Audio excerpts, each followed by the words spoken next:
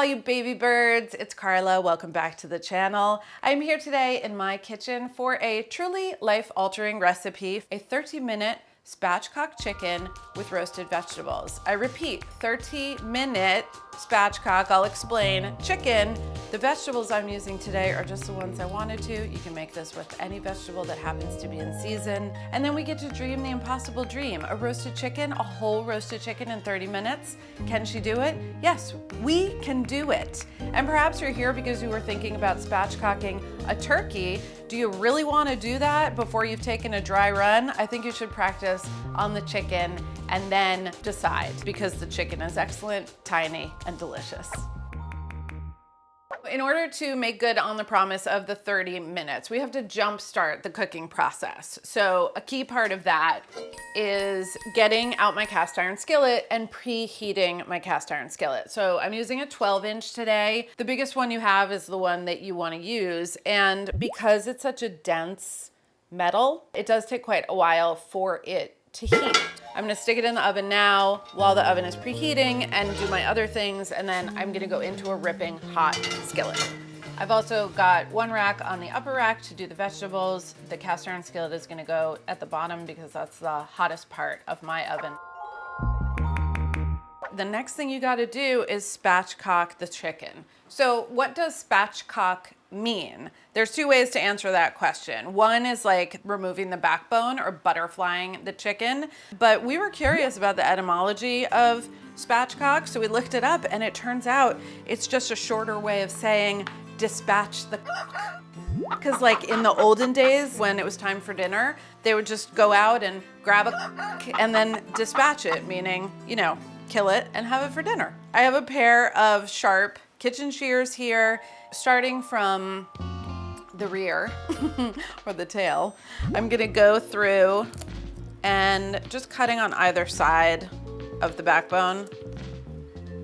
If I get to a place where I'm like, why am I not cutting through? I'll just kind of like pull on this side for tension, figure out where to position the shears. And you just want the shears to be as close as possible to the backbone so that you don't cut through like the thigh or the breast or any of the part that you're like excited about eating. Crunching through bones, not for everyone, but I feel like you should know how to do it. Gorgeous. So I'm gonna set this aside for stock. And now that the backbone is removed on both sides, I'm gonna flip the chicken back over, open the thighs out so they're on the outer and not tucked under. The other key part of this is flattening the chicken, which will expose all of the skin and it will make it even, and it will also help it cook faster. That's how you spatchcock a chicken.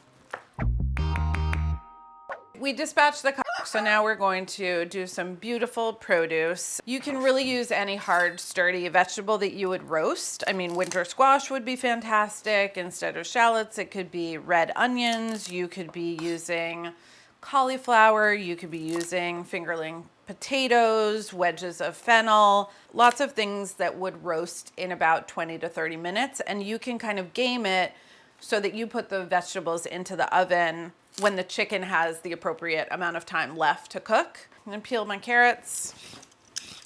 You see this whole sheet tray over here? That's gonna be for the vegetables. The vegetables and the chicken are not going to be in the same pan. If the vegetables are in the pan with the chicken, it's gonna get very crowded in there. It's gonna be hard for the entire chicken breast and the outside of the thighs to actually make contact with the pan. Even if you could get the chicken and the vegetables in there all together and have the chicken skin making contact with the pan, what's gonna happen when the vegetables start to cook is that they're gonna release steam. And then that steam is gonna get in the way of your nice browning. You're gonna kind of get pale and soggy, which sometimes I'm down for, but not for this recipe.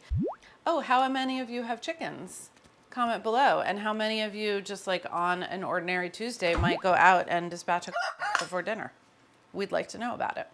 Recipe says roughly 2-inch pieces. It can be whatever you want, but pretty much even so that they're all cooking around the same rate.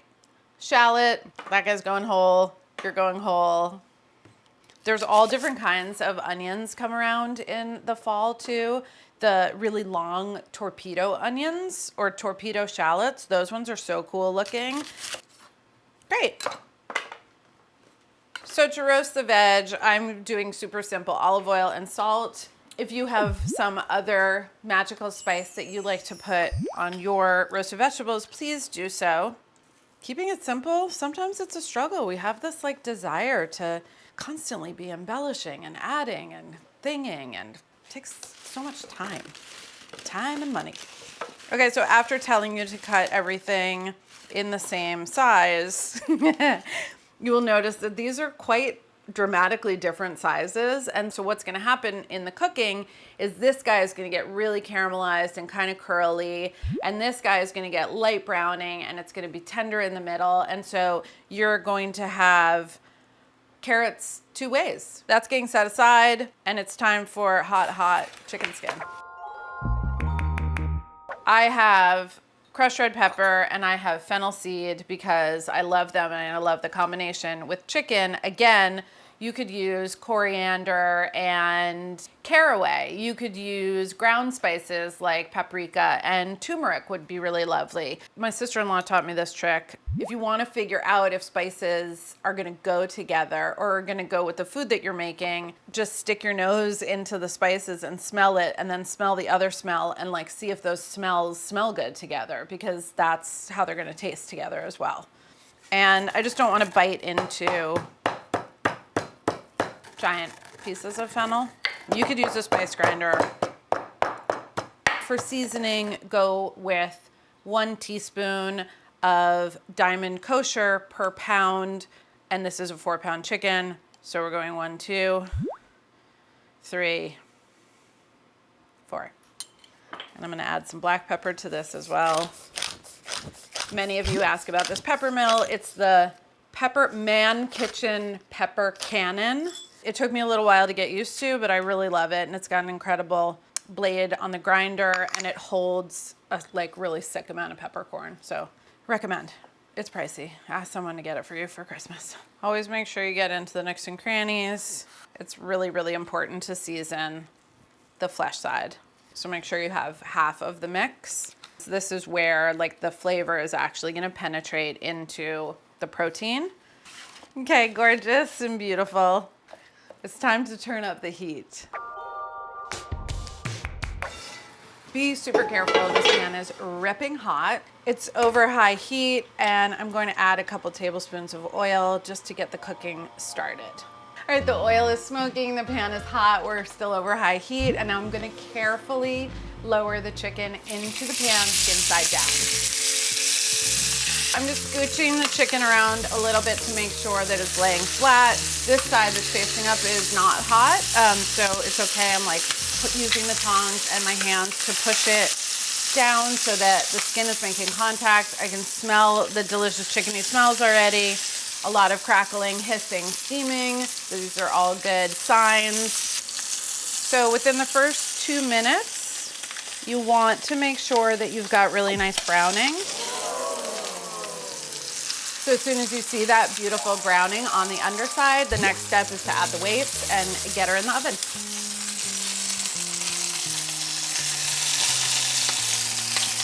It's on the bottom rack. It is weighted. There's a lot of crackling and beautiful things happening, and it's roasting for 30. Chicken had a 10-minute head start. Veggies are going in. You've heard of chicken takeout? It's chicken takeout time. She's a beauty.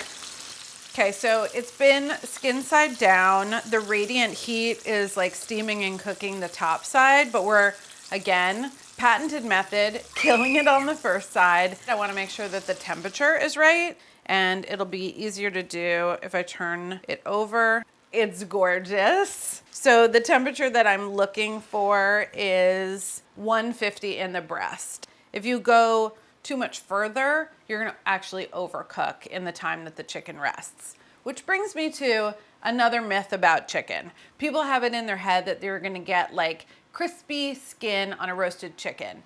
You're not. What's gonna happen now is the chicken's gonna rest, and while it rests, steam is gonna kind of come off of the flesh and the proteins of the chicken. All of those juices are going to basically be steaming the skin from the underside, and like, that's fine. The legs are so tender, they just wanna come off. Don't come off, little legs. Sweet little legs. This is gonna sit. Vegetables are gonna finish cooking through while my chicken rests, and then like dinner's gonna be on the table.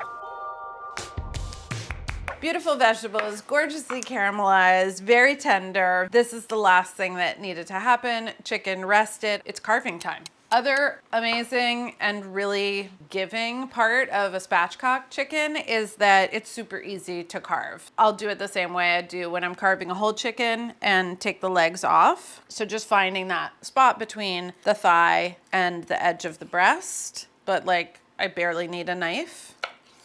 Okay, and now I've got that drumstick and thigh piece. So here it's about finding the joint. It's right in the middle. You know you're there because it's not bone. It just passes through. Okay, so gorgeous and gorgeous. So now you're left with the breast and the wings. You just want to find that center, go through, and now I'll go in half again so that we end up with 8 pieces. Look at all those chickens that I arranged in the front of my cutting board so you guys could see them really nice. You could platter this. I'm gonna go back into the same skillet. I did take off a little bit of the schmaltz that was in the pan. Everything cooked really fast. I was very pleased with the oven, pleased with the chicken. I would just put a trivet down on the table and serve it like this. It's a warming platter. Okay, let's put the chicken back the way it came out, like operation. Aww, chicken dinner. That's gorgeous 30-minute chicken and roasted vegetables. This is like, this is a dream. My dinner guest has arrived. Oh, yes, it's delicious. You can't have any, okay. In conclusion, cockadoodle do's and cockadoodle don'ts. Spatchcock-a-doodle do's. Choose the piece of chicken that you like because you did all the cooking and you deserve that piece. Marge is really good. Spatchcock-a-doodle don't. Give your dog chicken legs. We dreamed the impossible dream. We let our dreams expand. We rose with the chicken wings into the nether regions, and then we were bound back to the earth with the dream realized, the manifestation of the perfection that we could only fantasize about. The myth is reality. We spatchcock-a-doodle did, and please, spatchcock-a-doodle do make this recipe.